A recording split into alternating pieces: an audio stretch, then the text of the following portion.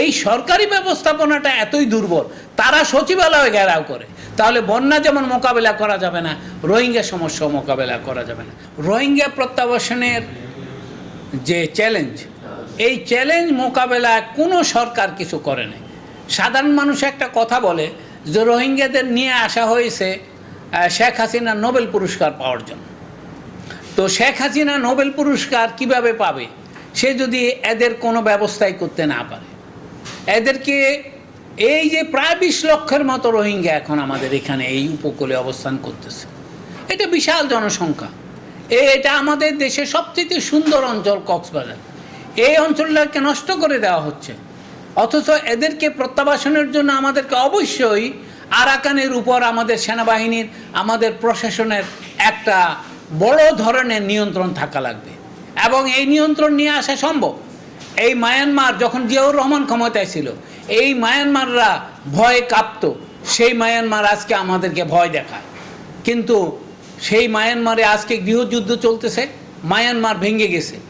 এরপরেও যদি আমরা আরাকানে প্রত্যাবাসনের ব্যবস্থা করতে না পারি, ডক্টর মোহাম্মদ ইউনূস সমস্ত পৃথিবীর সামনে ঘোষণা করেছেন যে আগামী ঈদের মধ্যে তিনি সকল রোহিঙ্গাকে নিরাপদে প্রত্যাবাসন করতে চান। এটা একটা বিরাট কর্মযজ্ঞ, এখানে বিলিয়নস অফ ডলার লাগবে। এই টাকা বাংলাদেশের নাই, এবং বাংলাদেশে থাকলেও কেন বাংলাদেশ দেবে?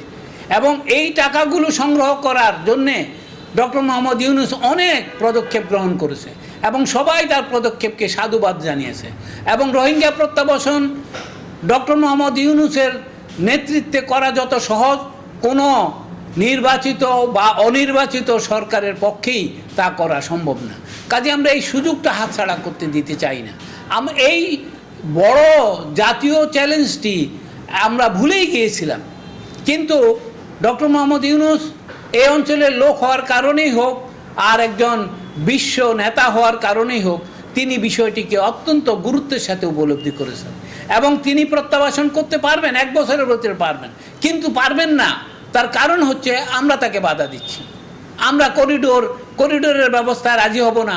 আমরা আমাদের নিয়ন্ত্রণ রোহিঙ্গাদেরকে ওখানে প্রত্যাবাসন করে নিরাপদ রাখার জন্য ব্যবস্থা করতে, এটা আমাদের পয়সায় তো করা হবে না, এটা জাতিসংঘের পয়সা, বিভিন্ন বড় শক্তিগুলির, যাদের কারণে এই ধরনের পরিস্থিতি সৃষ্টি হয়েছে। আপনি দেখেন পৃথিবীর কোথাও কোনো খ্রিস্টানদের এই অবস্থা হয় না, মুসলমানদের এই অবস্থা কেন হয়? মুসলমানরা এই প্রশ্ন নিজেদের করে না। মুসলমানদের উচিত তাদের এই প্রশ্ন করা, কেন রোহিঙ্গা রিফিউজি সমস্যা এত বড়, কেন প্যালেস্টাইন রিফিউজি সংখ্যা এত বড়? কালকে যদি ভারত আমাদের আক্রমণ করে আর ইউনূস স্যার যদি না থাকে, কেউ ভারতকে মোকাবেলা করতে পারবে না।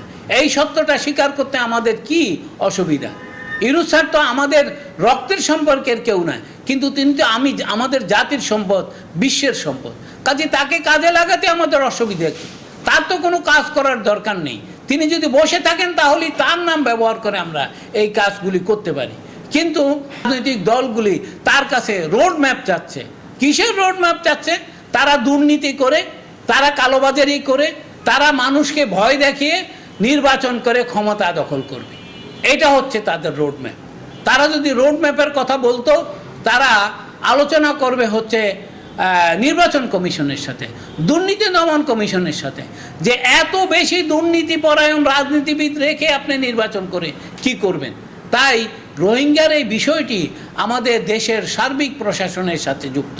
আমরা যদি আমাদের প্রশাসনকে শক্তিশালী না করতে পারি, আমাদের প্রশাসনকে ঐক্যবদ্ধ না করতে পারি, সামরিক এবং বেসামরিক প্রশাসনকে একই ধাঁচে গড়ে তুলতে না পারি, অর্থাৎ জাতীয় স্বার্থ রক্ষার জন্য তারা ঝাঁপিয়ে পড়বে, এই ধরনের পরিস্থিতি করতে না পারি, তাহলে বন্যা যেমন মোকাবেলা করা যাবে না, রোহিঙ্গা সমস্যা মোকাবেলা করা যাবে না। আমি আশা করব আমাদের জাতির শুভ বুদ্ধির উদয়। Okay, sir. So next question.